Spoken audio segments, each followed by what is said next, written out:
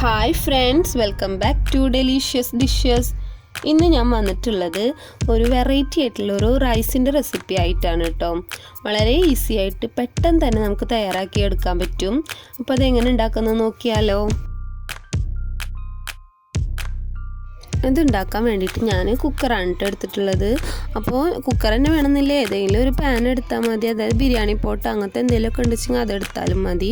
അത് നല്ലോണം ചൂടായി വരുമ്പോൾ ഞാൻ അതിലേക്ക് ചേർത്ത് കൊടുക്കുന്നത് 2 ടേബിൾ സ്പൂൺ ഓയിലാണ് കേട്ടോ. ഞാൻ യൂസ് ചെയ്യുന്നത് സൺഫ്ലവർ ഓയിലാണ്. ശരിക്കും ഇതുണ്ടാക്കാൻ വേണ്ടിയിട്ട് യൂസ് ചെയ്യുന്നത് കോൺ ഓയിൽ അല്ലെങ്കിൽ ഒലിവ് ഓയിലൊക്കെയാണ് കേട്ടോ. അപ്പോൾ അതൊന്നും ഇല്ലാത്ത കാരണം നമുക്ക് സൺഫ്ലവർ ഓയിൽ വെച്ചിട്ടുണ്ടാക്കാം, കുഴപ്പമൊന്നുമില്ല കേട്ടോ. അപ്പോൾ ഞാനത് 2 ടേബിൾ സ്പൂൺ സൺഫ്ലവർ ഓയിൽ ഇതിലേക്ക് ചേർത്ത് കൊടുത്തിട്ടുണ്ട്. ഇനി ഇതൊന്ന് ചൂടാവട്ടെ. ഓയിൽ നല്ലോണം ചൂടായി വരുമ്പോൾ ഇതിലേക്ക് ചേർത്ത് കൊടുക്കുന്നത് 1 കപ്പ് സേമിയയാണ് കേട്ടോ. അപ്പോൾ ഇത് ഞാൻ കൈ കൊണ്ട് ജസ്റ്റ് ഒന്ന് പൊടിച്ചെടുത്തിട്ടുണ്ട്. അപ്പോൾ 1 കപ്പ് അളവിലുള്ള സേമിയ ഞാൻ ഇതിലേക്ക് ചേർത്ത് കൊടുക്കുന്നുണ്ട്. ഇനി ഇതൊന്ന് റോസ്റ്റ് ചെയ്തെടുക്കാം.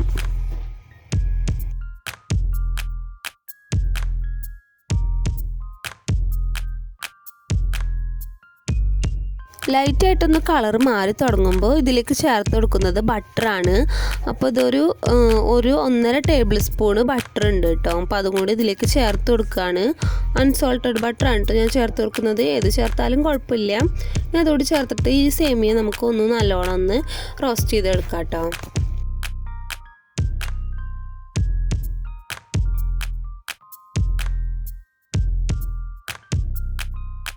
ഇപ്പോൾ സേമിയ നല്ലോണം റോസ്റ്റായി വന്നിട്ടുണ്ട്. ഇതിൻ്റെ കളർ ഫുള്ളായിട്ടൊരു ബ്രൗൺ കളറായി വന്നിട്ടുണ്ട്. ഈ സമയത്ത് ഇതിലേക്ക് ചേർത്ത് കൊടുക്കുന്നത് ബസ്മതി റൈസ് ആണ് കേട്ടോ. അപ്പോൾ ഞാനിവിടെ 3 കപ്പ് ബസ്മതി റൈസ് യൂസ് ചെയ്യുന്നുണ്ട്. അപ്പോൾ അത് ഞാനൊരു അരമണിക്കൂർ മുൻപ് കഴുകി കുതിർത്തി വെച്ചതാണ് കേട്ടോ. അതിനുശേഷം വെള്ളമൊക്കെ വാർത്തതിന് ശേഷം ഇതിലേക്ക് ചേർത്ത് കൊടുക്കുകയാണ്. അതുകൂടി ചേർത്തിട്ട് നല്ലോണം മിക്സ് ചെയ്തെടുക്കാം. അപ്പോൾ ഇതിൻ്റെ ഒരു കണക്ക് എങ്ങനെയെന്ന് വെച്ചാൽ 3 കപ്പ് അരിക്ക് 1 കപ്പ് സേമിയ, ആ ഒരു ലെവലിൽ വേണ്ടിട്ട് ഇത് എടുക്കാൻ വേണ്ടിയിട്ട്. ഇനി അരി കൂടി ചേർത്തതിന് ശേഷം ഇത് നല്ലോണം ഒന്ന് മിക്സ് ചെയ്തിട്ട് ഒന്ന് ചൂടാക്കി എടുക്കുന്നുണ്ട്. ഇങ്ങനെ ചെയ്യുന്ന സമയത്ത് നമ്മുടെ റൈസില്ലേ അത് നല്ലൊരു സ്മെല്ലാണ്. അതുപോലെ തന്നെ നല്ല അടിപൊളിയായിട്ട് നമുക്ക് കിട്ടുകയും ചെയ്യും. ഒന്നിനോട് ഒട്ടിപ്പിടിക്കാതെ നമുക്ക് അടിപൊളിയായിട്ട് കിട്ടുകയും ചെയ്യും കേട്ടോ. ഇനി ഇതിലേക്ക് അധികം മസാലകളൊന്നും ചേർത്ത് കൊടുക്കുന്നില്ല. ഞാൻ ഇപ്പോൾ ചേർത്ത് കൊടുക്കുന്നത് ഒരു 1/2 ടീസ്പൂൺ കുരുമുളക് പൊടിയാണ് കേട്ടോ.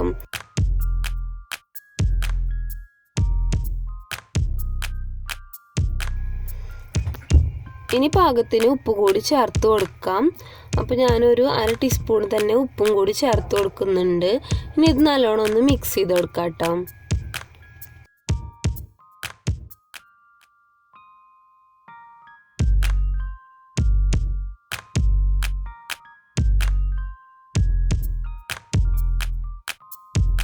ഏകദേശം ഒരു 3-4 മിനിറ്റ് നേരം ഇതൊന്ന് ചൂടാക്കി എടുത്തതിന് ശേഷം ഇതിലേക്ക് പാകത്തിനുള്ള വെള്ളം ചേർത്ത് കൊടുക്കാം.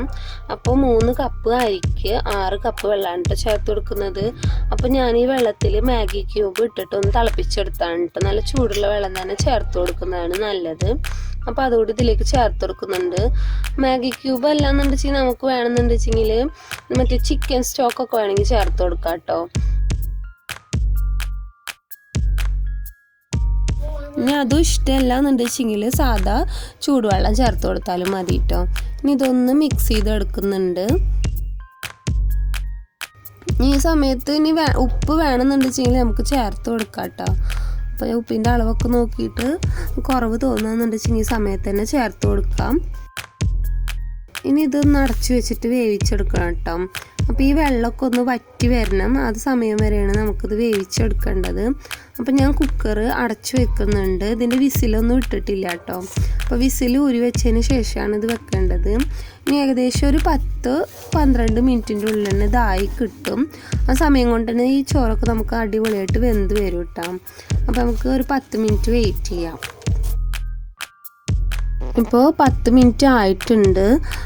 10 മിനിറ്റിന് ശേഷം ഞാൻ ഫ്ലെയിം ഓഫാക്കിയിട്ടുണ്ട്.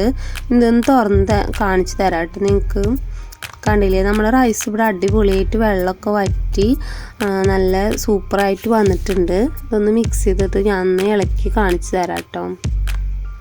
കണ്ടില്ലേ, നല്ല സൂപ്പറായിട്ട് പെർഫെക്റ്റായിട്ട് കറക്റ്റ് വേവിൽ തന്നെ നമുക്ക് കിട്ടിയിട്ടുണ്ട് കേട്ടോ. അപ്പോൾ നമ്മുടെ അടിപൊളിയായിട്ടുള്ള റൈസ് ഇവിടെ റെഡിയായി. ഇത്രേ പണിയുള്ളൂ കേട്ടോ അതുണ്ടാക്കാൻ വേണ്ടിയിട്ട്.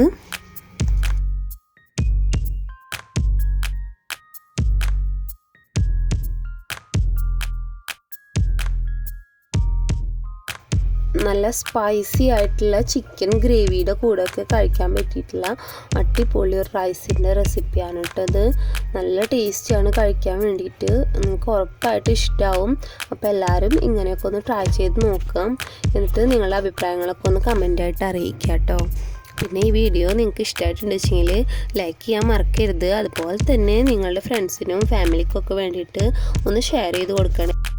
നിങ്ങൾ ഈ ചാനൽ ഇതുവരെ സബ്സ്ക്രൈബ് ചെയ്തിട്ടില്ല എന്നുണ്ടെങ്കിൽ സബ്സ്ക്രൈബ് ചെയ്യാനും തൊട്ടടുത്ത് കാണുന്ന ബെൽ ബട്ടൺ പ്രസ് ചെയ്തിട്ട് ഓൾ എന്ന ഓപ്ഷൻ എനേബിൾ ചെയ്യാനൊന്നും മടി കാണിക്കരുത് കേട്ടോ. എങ്കിൽ മാത്രമേ ഞങ്ങൾ ഇനിയും പുതിയ പുതിയ വീഡിയോസൊക്കെ അപ്ലോഡ് ചെയ്യുമ്പോൾ നിങ്ങൾക്ക് നോട്ടിഫിക്കേഷനൊക്കെ ലഭിക്കുകയുള്ളൂ. അപ്പോൾ ഇതുപോലത്തെ ഒരു അടിപൊളി ടേസ്റ്റി ആയിട്ടുള്ള റെസിപ്പി ആയിട്ട് അടുത്ത വീഡിയോയിൽ കാണാം. അതുവരേക്കും ബൈ. Thanks for watching.